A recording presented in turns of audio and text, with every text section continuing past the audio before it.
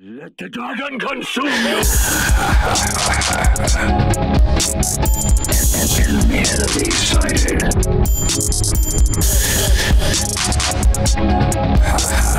Stop the payload!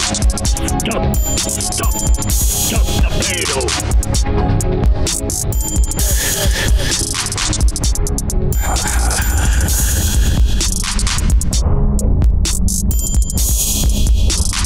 In 5, 4, 3, 2, 1.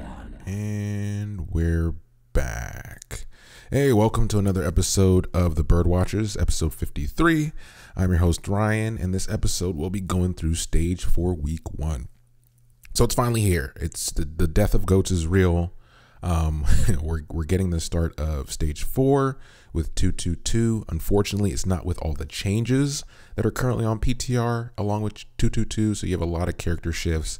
The biggest one being Briggs' new changes to adjust her to more of a support role. We won't go into that today. We'll just kind of talk about it as we go into matches on how teams are applying the current builds of the characters to this 222 situation, since it is being enforced in the Overwatch League. But as always, we start out with news. And for news today, we got 2 announcements. So we have the watch party. And by the way, the last watch party was insane. I think we had something like 80 people show up. We kind of took over Battle and Brew, and they already had a lot of stuff going on. So it was definitely a fun Saturday. But once again, this Saturday, we'll have it August 3rd at 2 p.m. So it's an earlier game this weekend. So make it out if you can. That will be at Battle and Brew. The Reign are taking on the Paris Eternal. And then the following day, so we have a double header this week, which should be one of the few double headers we have in this stage, considering we had most of our 2-game weeks front loaded in the season. But yeah, we have Sunday, August 4th, so the following day, another game at 2 p.m. as well at Battle and Brew, where Reign will be taking on the Houston Outlaws. So yeah, that's pretty much the news for this week. And we're going to just hop into it, look at some standings. So it's going to be hard to kind of justify these outcomes, right? So we don't really have a basis for, okay, well, who outperformed, who underperformed. All we have is the last meta, which was GOATs, to go off of in teams in that situation. And as you know, with, you know, one of the special things about esports, one of the special things about Overwatch is that you have an ever-changing environment. Standard sports don't change like this often. You don't have big rule shifts. You don't have characters change, or you see characters, but like you're not going to have these hard set rules for, you know, decades that might shift a bit. Like, oh, well, the 3-point line kind of shifted out, or how do layups work and how do fouls, like those things change over a long period of time after heavy dispute. But in esports, you get a little more leeway. It's kind of understood by all the organizations, all the teams, that this will always be shifting. So you kind of got to prepare for anything. And the team that stands above the rest is the one that can adjust very well. And Vancouver Titans kind of proved that they're doing that. And we'll talk about that here. But yeah, so let's just go through it. Let's just start. So the week started on Thursday, July 25th. We started with the Outlaws versus Paris Eternal. Paris Eternal coming out and showing that they have more legs than GOATs, going 3-1 here against Houston. We then had the Gladiators go against New York, and this was another kind of upset. And I say upset lightly here because it's a completely different meta, different shift. A lot of these teams are now more in their element, but we have Gladiators beating New York here 3-1. So New York getting their first loss, or not their first loss, but getting this loss here in this new meta to start off. We then had Charge versus Fusion, which was a great game that we're going to talk about today. So hold out for that score. This took us to Friday, where we had Dragons face Titans, and Titans showed that they're not just a GOATs camp. They can do more than that. 3-1 here against the Dragons. This is the Dragons that just went through a hellscape of a playoffs to win, beating Titans, you know, in their meta, but they kind of got some revenge here. So we have Defiant versus Justice following up, and Justice pulling out a convincing win. Popping off here. Toronto is currently in the phase of shifting into, I say shifting, but they're getting more comfortable in the bilingual, multicultural setup of the team. That's kind of what they committed to, and they've been open about that they want to spend the rest of their season adjusting for that in the third season to have a more diverse team and to be able to communicate across cultures.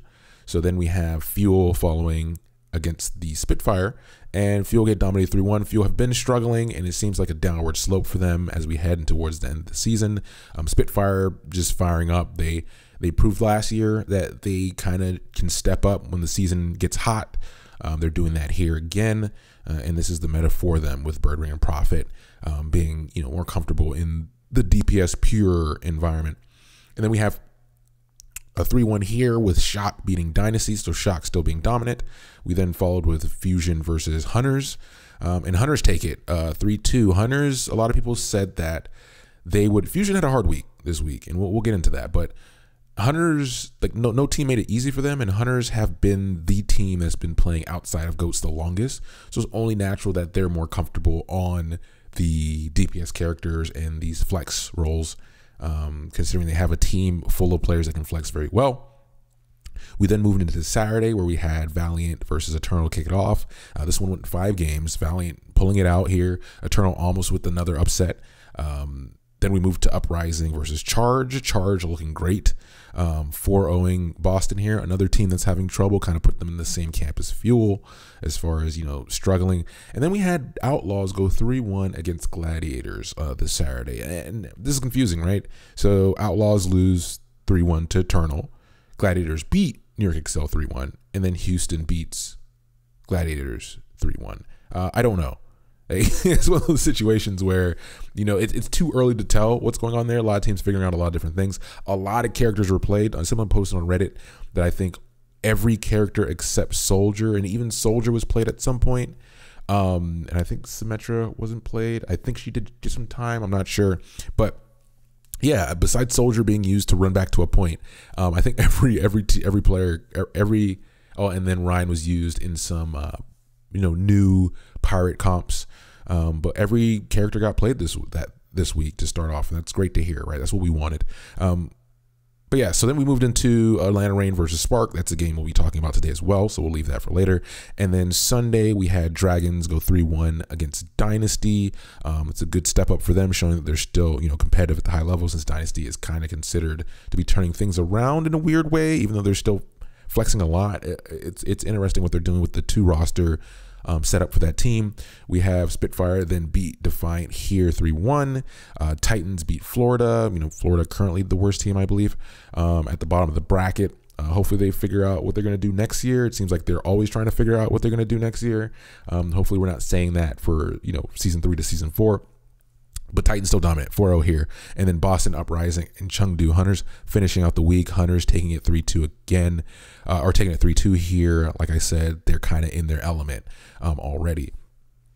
So the 2 matches we're going to talk about today, we're going to start off with the Charge versus Fusion. And like I said, Fusion's been a team that's kind of been struggling throughout with the recent trades, which we didn't mention in news, of Bishu and Fraggy to Charge. And then you had Kib going to Fusion. People were happy that Fraggy's finally free. Bishu had a lot of health issues, came back. I think he played a bit of Contenders, or kind of was, in the background for a bit, didn't really get back into the scene. But they both got traded, and they both got to see some play this week, and people were happy about that. And you kind of could see the emotion in their faces, because it's 2 players that went through different issues, but came out in the end. And this is one of the benefits of having more orgs in the league now, is you can have players spread out more. You don't have to have players right in the bench, especially players that the fans and coaches think should have a chance to prove that they have a place somewhere, right? You can sub, you can do this. And outside of Goats, this is one big benefit that's been talked about, is that, with Goats, you kind of had to stick to the 6 people you had, because of how team oriented it was and how focused it was on the compatibility between those players. Whereas in 2-2-2, Roll-Lock allows you to flex a bit more within those roles, right? You can have different character pools, and people slot in easier. You still have the teamwork that you need naturally, but it's easier to slot players in and out. But yeah, Charge versus Fusion. Fusion, a team, like I said, has been struggling, but it's kind of been to their own detriment since they haven't really shown much flexibility. They just kind of went headfirst into these losses throughout the previous stages. Didn't really change much, didn't try anything. And they're also a team that's oddly quiet on social media. Like the whole roster is oddly quiet on social media. They're not very outspoken, so you don't really know what's going on inside that org. So it leads you to think the worst, right? Especially with the Fraggy situation, the Fraggy situation, with him riding the bench to fight Sato, despite Sato not playing up to the standards everybody was expecting. But we won't go too deep into that. Let's hop into the game. So we start here. Like I said, 222 is now roll lock, and it's active. And the patch that they're on, I think, is the 1.38 patch. I might have that wrong. And that's the McCree patch everybody remembers, where they sped up his shooting speed and then a little more tweaks here and there. He had some buffs in the past, but this was the one that kind of put him back into play. And then with 222, we got to see him this week with, a majority of the characters. We start on Busan here, and we get to see Carpe start this round on Reaper. So that's something to shock everyone, right? This Reaper play. And this is Reaper, new Reaper, which has the Wraith that can be done kind of instant speed. And I say instant speed as if you guys play Magic the Gathering, but you no longer have to, there's not a lot of delay between it, and he can do it without getting disrupted very easily. So it allows him to use it to navigate, to get high ground, to move quickly in and through fights, that along with Wraith form. But yeah, so we start here with Carpe on Reaper. Interesting considering Carpe is known for like Widow. But it works. It works well, and it helps them deal with Rio's Winston and avoid make crowd control, right? Because Mei, Winston, Roadhog, you're seeing a lot of this now. And Fusion dominate up to about 99%, and then Charge put up a fight, controlling up to about 90%, and then Fusion step up to the plate to wrap this one up, getting that final engagement to take this round and put them up one round, which was downtown. And then we go to Sanctuary, and Fusion choose to play a more dive composition, but this time, because they do have two good players to play dive, or DPS players to play dive, but this time they kind of dominate throughout, winning every engagement and taking this round fairly easily, and then taking the map. So Fusion off to a great start here, and this takes us to our next map, which is Volskaya. So we start with Fusion on attack, and there's a mirror match. So the mirror match we're seeing here is this Mei, Widow, Hog, Orisa, Ana, Mercy comp, which you see a lot. A lot of people are calling it ice fishing, the ice fishing composition. I don't know if that's going to stick. I see people using it a lot, so we'll call it that. And you'll see it a lot from here and there. And I'm not going to go into the details of exactly how that works now. We'll talk about it as the season goes on and this week goes on, and it fleshes out a bit more. But yeah, Fusion play point 1 kind of methodically. They cap it quickly, but they struggle on point 2 because this is where Happy's starting to get warmed up on Widow. Happy known for being the, some people are saying best Widow. I don't know about that. I know he's the most accurate.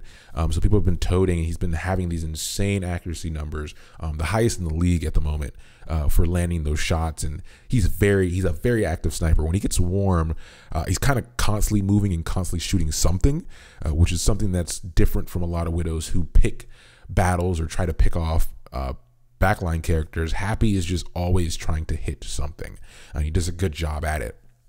A lot of dinks. But yeah, he gets warmed up, and it kind of controls the tempo of Fusion's attack. So this leads to Fusion getting held to 1 tick on point 2. Then we go to Charge on attack, and, pun intended, they charge through this map. They don't break stride, they don't break a sweat, and they take both points fairly quickly, and they tie up the series 1-1. So now we got a game, right? We move to King's Row, and we start with Charge on attack here, and Charge have a tough time on point 1 with their double snipe comp, but they make up for it with a steady momentum through point 2 and 3, and this leads them to a full cap with about 2 minutes and 43 seconds, which is a lot of time remaining, in my opinion, on King's Row. Also the best map. And then, this one is going to be our map of the match, by the way. Fusion has some issues on point 1, but they continue to slog through the rest of the map, full capping in overtime, and this is the best they can hope for. Now is a tie, getting this overtime here. So this leads to round 2, where Charge is the only one that gets a chance at attack, and they have plenty of time to work with, and they're able to get the cap after Nero's far as rocket barrage. So they just kind of wait to build up to that. He lands it. He's been crushing it. His flexibility is insane. So Charge go up 2-1. This then takes us to our next map, which is Junkertown. And Fusion start on attack, and Fusion start with this new rendition of Pirate Ship with Bastion, May, Orisa, Rhine, Baptiste, and Mercy. And I say new rendition because this is really the only one we've seen, and this is the first time we really get to see Rhine being used in this 2-2-2 setup without the new changes that are sitting on PTR. But this does lead them to getting a quick point 1.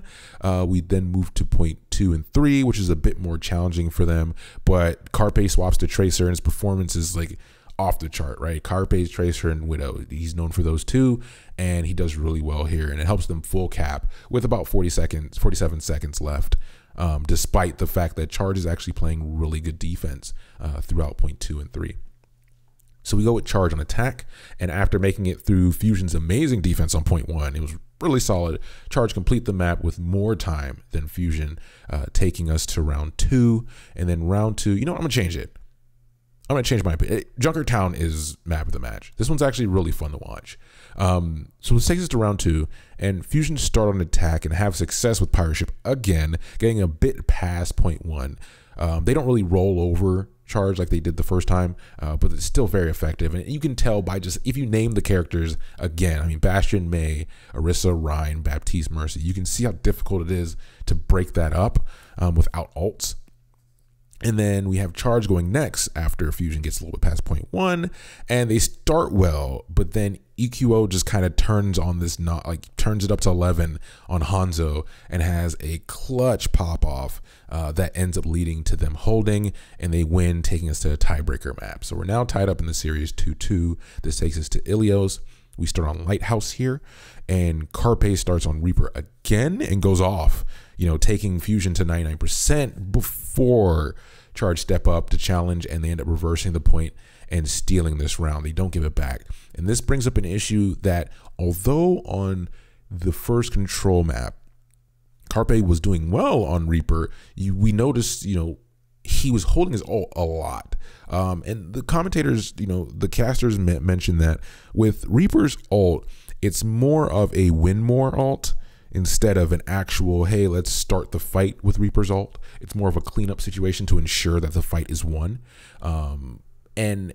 Even though that is true to some extent, I don't think you should hold it this long, because what happens is Carpe starts to hold ults, and then he dies in like subsequent fights. So you die in 3 fights, you still have ult, and by that point, even if you misuse it, or use it to like win more, or try to turn a fight back in your favor, or even start a fight with it, a surprise ult to start off a fight, you still could probably build up an ult in that time. So you're losing out on an ult by holding it so long for the perfect moment to use it.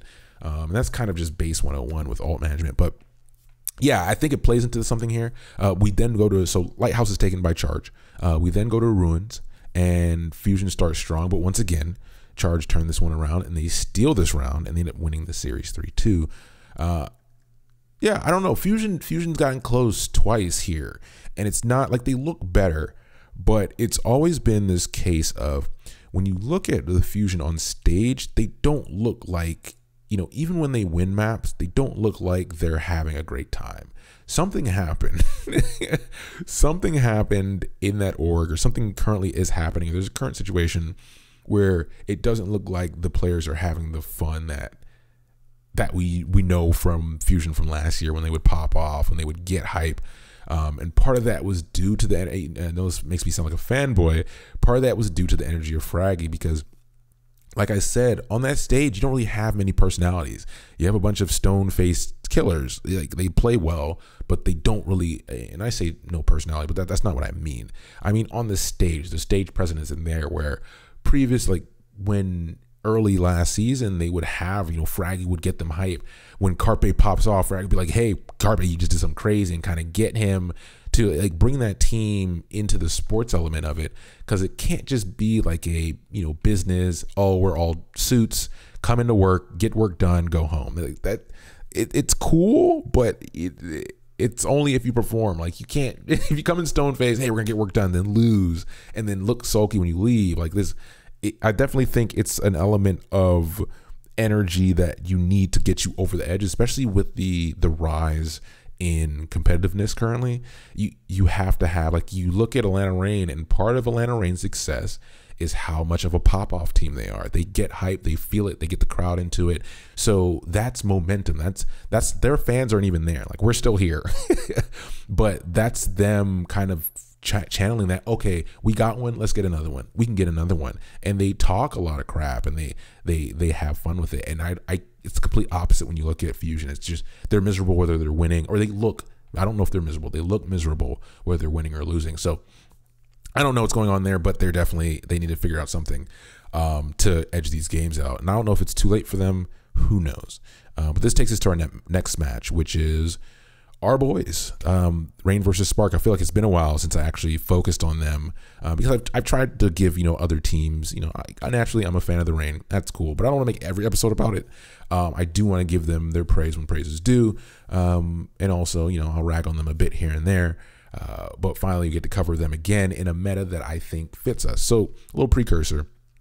I think we did amazingly well in GOATs.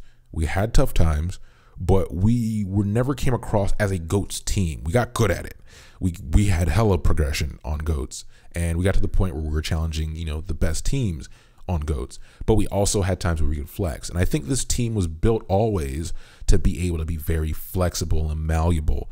And now we're in a situation, and this is only going to get better once the changes come through, like the big PTR changes.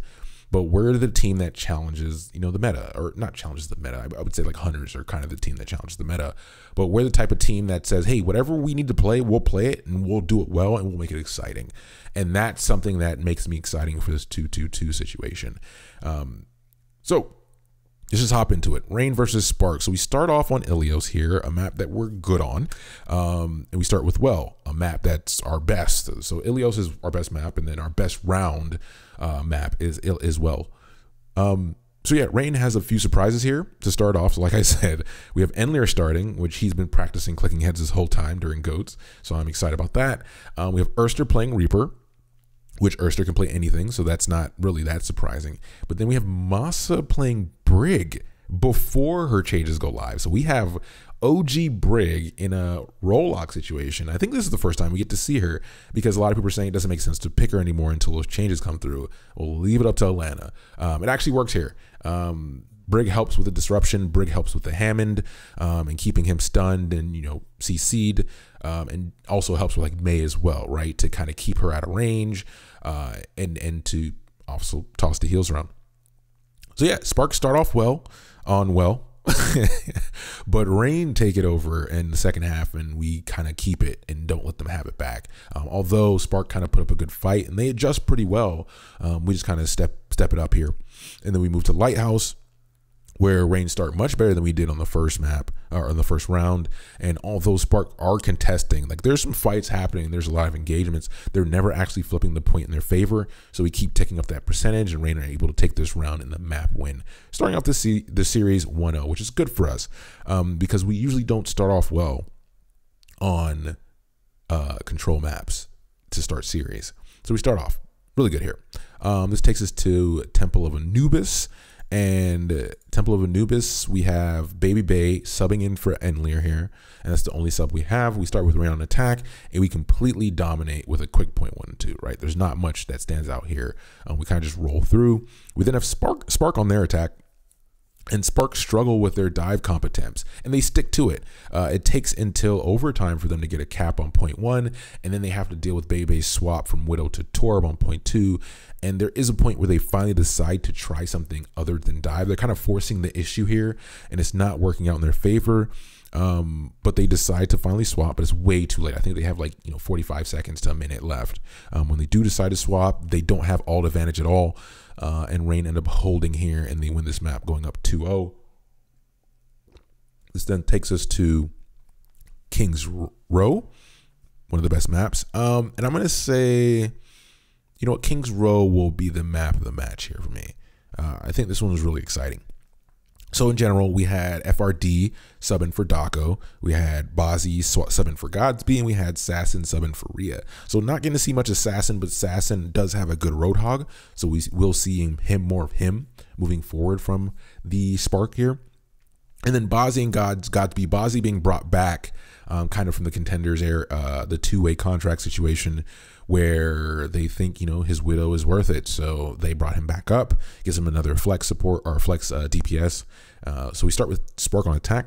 Once again, Spark tried this dive comp out. It sounds like, because Spark was known for their dive comp in scrims. People were talking about how aggressive Spark were, how hard it was to defend against, and how they were kind of beating everybody in scrims, and they're kind of trying to bring that back, but things have changed a lot since scrims in stage 1. So they keep forcing this dive comp. This time they go with Orisa. It helps them do a bit better. They're able to cap 0.1 based off of Adora's Genji blade that they build up pretty quickly. He gets like a 4K off of this, I believe, and then we move to Spark, trying to get to the other 2 points. They meet a good bit of resistance, so they only end up finishing. They get a full cap. They only end up finishing with about a minute 27 remaining. Rain go on attack next, and we start off with the sniper comp mirror, and Rain end up winning this contest. Like, we win this sniper mirror, and we cap 0.1, fairly reasonable amount of time. But then after that, Rain is able to get a great time through 0.2, and a lot of this is due to they use Orisa bongos, and then followed by Baptiste Ant Matrix to kind of create that space because of that boost in damage on both abilities. And then we get stonewalled in 0.3. Spark just step up the defense there, and we can't get past it. So they end up putting up a solid defense, and they take this map, making the series 2-1. We then move into Route 66, where Rain has mixed success in general. And we have Enlier. We have a bunch of subs here. So we have Enlier subbing in for Baby Bay. And this is the part that's kind of questionable to me. We have Godsby subbing back in for Bozzy. We have Revenge subbing in for Bebe. And then we have No Smite subbing in for Guangzhou. So this is a huge shift at a point where you just took a map off of Rain. And you're switching out 3 roles, and yes, they all practice together, but they haven't warmed up yet. This is, if you lose this is your final map, so it doesn't, like, this is not the right time, I think, to do this, but maybe they're looking at a bigger picture situation. I don't know. But yeah, we have Spark start on attack.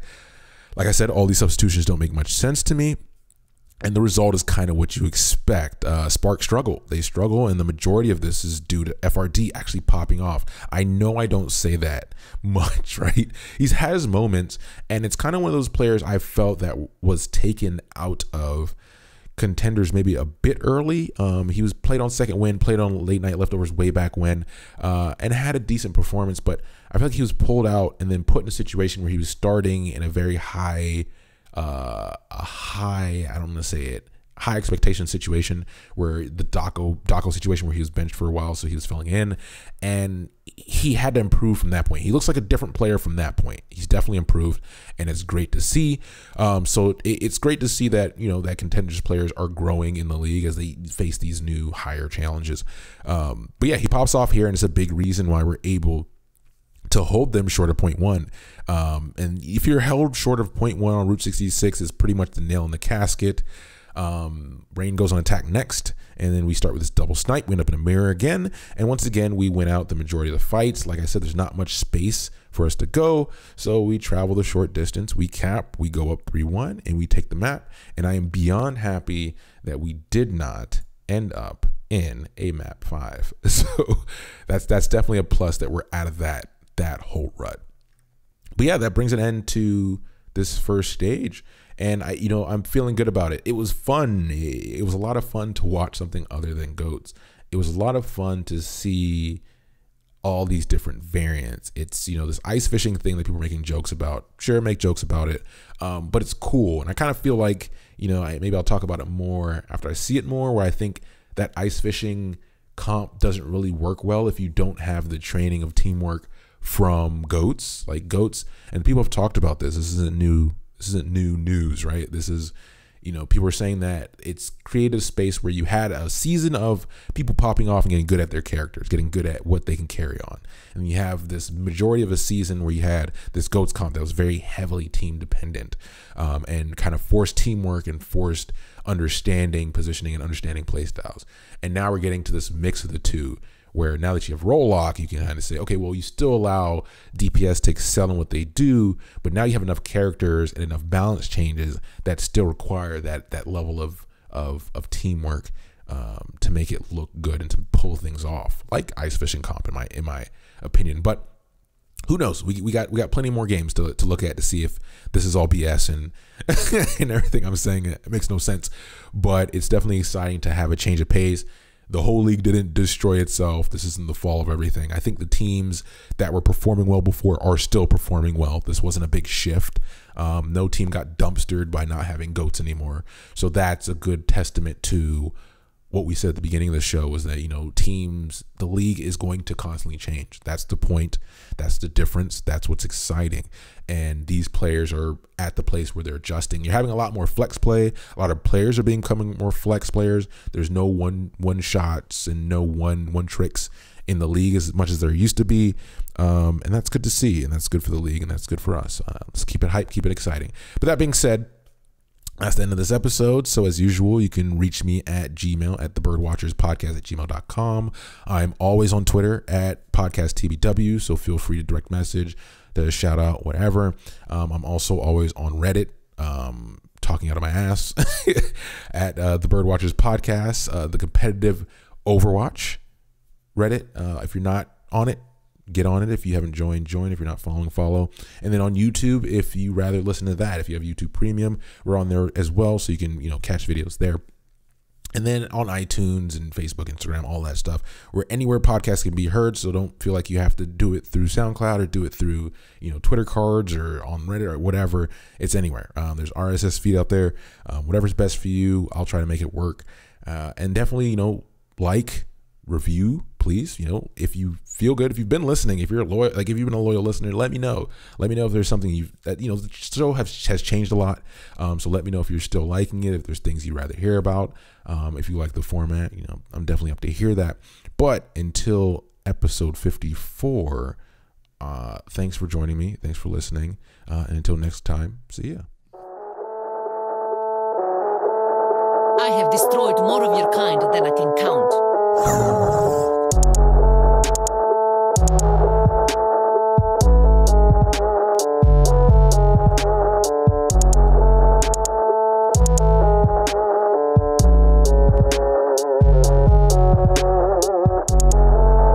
You were given those guns to toss them around like trash. I don't take lessons from you.